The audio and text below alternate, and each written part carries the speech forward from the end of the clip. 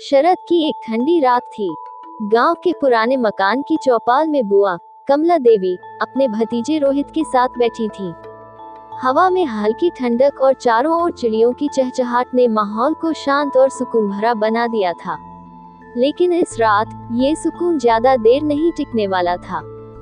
बुआ कमला देवी, जो पूरे परिवार में अपनी सख्त मिजाजी और स्पष्ट बोलने के लिए जानी जाती थी, अपने भतीजे रोहित को एक बार फिर उसकी बिगड़ती आदतों को लेकर डांट रही थी। रोहित, जो अपनी जवानी के जोश में था, बुआ की बातों को अनसुना करते हुए बार बार अपने फोन में व्यस्त था। रोहित, कितनी बार समझाया है, घर का काम भी देखा कर, सारे दिन फोन पे ही लगे रहते हो, बुआ ने गुस्से में कहा। बुआ, मैं क्या हमेशा वही सुनता रहूं? आपको हर बात में शिकायत करनी ही है, रोहित ने झुंझलाते हुए जवाब दिया। ये नई पीढ़ी, न कोई तमीज, न बड़ों की इज्जत। हमने अपने जमाने में ऐसा रवैया कभी नहीं रखा, बुआ ने तमतमाते हुए कहा। बात यही खत्म हो सकती थी, लेकिन रोहित के शब्दों ने आग में घी डालने का काम किया।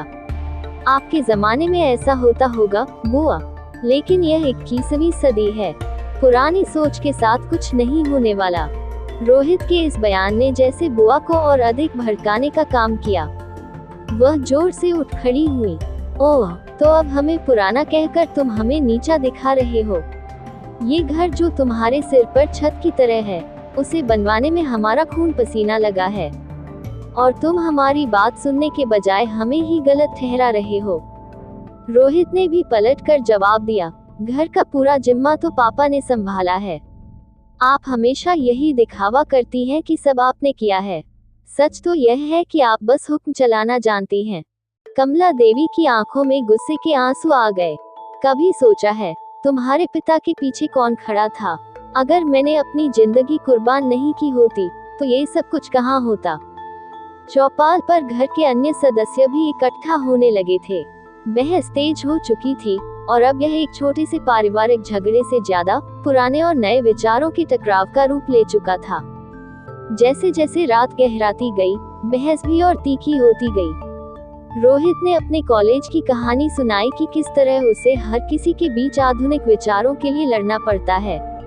बुआ ने अपने संघर्ष और त्याग की गाथा सुनाई कि उन्होंने परिवार के लिए क्या क्या सहा।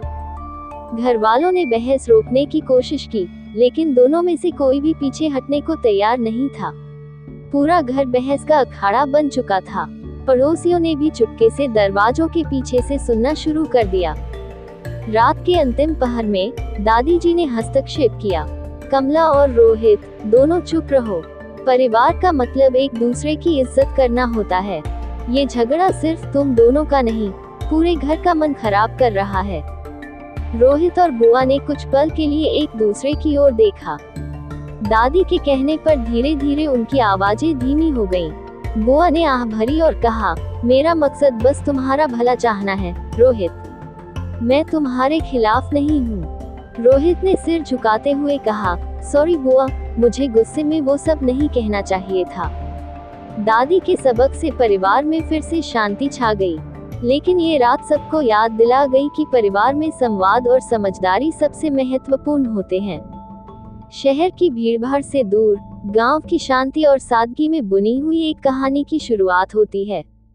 रमा बुआ, जो पूरे परिवार में अपने सख्त स्वभाव और परंपराओं के पालन के लिए जानी जाती थी, इस बार गांव में कुछ समय बिताने आई थी। घर का छोटा भतीजा अंकुर अपने बचपन की जिज्ञासाओं और आधुनिक ख्यालों के साथ हमेशा से रमा बुआ की सख्त बातों से टकराता आया था। जैसे ही बुआ घर में कदम रखती हैं, एक अलग सी ऊर्जा घर में फैल जाती है। पर यह ऊर्जा खुशी की नहीं, बल्कि एक चुनौती की होती है। रमा बुआ का विश्वास था कि बच्चे पर अनुशासन और परंपरा का असर होना चाहिए, जबकि अंकुर नई सोच और स्वतंत्रता में विश्वास रखता था। रात के खाने पर बात छिड़ी गांव की संस्कृति और आधुनिक दुनिया के बदलावों पर। रमा बुआ ने कहा, आज के बच्चों को पुराने रीति रिवाजों और संस्कारों का कोई ज्ञान ही नहीं। अंकुर ने तुरंत जवाब दिया, लेकिन बुआ, दुनिया बदल रही है और हमें समय के साथ बदलना चाहिए। ये सुनकर बुआ का गुस्सा फूट पड़ा। तुम जैसे बच्चे ही आजकल बड़ों की इज्जत करना भूल गए हैं। हमारी परंपराओं में इतनी ताकत है कि तुम सोच भी नहीं सकते। पर बुआ, अंधविश्वास और पुरानी बातें कब तक हमारे रास्ते की रुकावट बनेंगी? अंकुर ने साहस के साथ उत्तर दिया। रात जैसे जैसे गहराती गई, उनकी बातों की गर्मी बढ़ती गई। घर के दूसरे सदस्य, दादी और पिताजी, बीच बचाव करने की कोशिश करते, पर दोनों अपनी अपनी जिद पर अड़े थे। रमा बुआ ने तंज कसते हुए कहा, देख लेना, तुम्हारे ये तथाकथित आधुनिक विचार एक दिन तुम्हें कहीं का नहीं छोड़ेंगे। अंकुर ने पलटकर कहा, और आपकी ये कट्टर सोच आपको बाकी दुनिया से काट कर रख देगी बुआ। तड़के सुबह दादी ने दोनों को समझाने का प्रयास किया। रमा, हर पीढ़ी को अपनी सोच और अनुभव से सीखने दो। और अंकुर, बड़ों की बात को भी समझने की कोशिश करो। काफी सोचने के बाद रमा बुआ और अंकुर दोनों ने महसूस किया कि उनकी बहस केवल विचारों का टकराव थी, दुश्मनी नहीं। उस रात की बहस ने दोनों को एक नया दृष्टिकोण दिया, एक दूसरे की बात को समझने का। शायद यही कहानी का असली सबक था।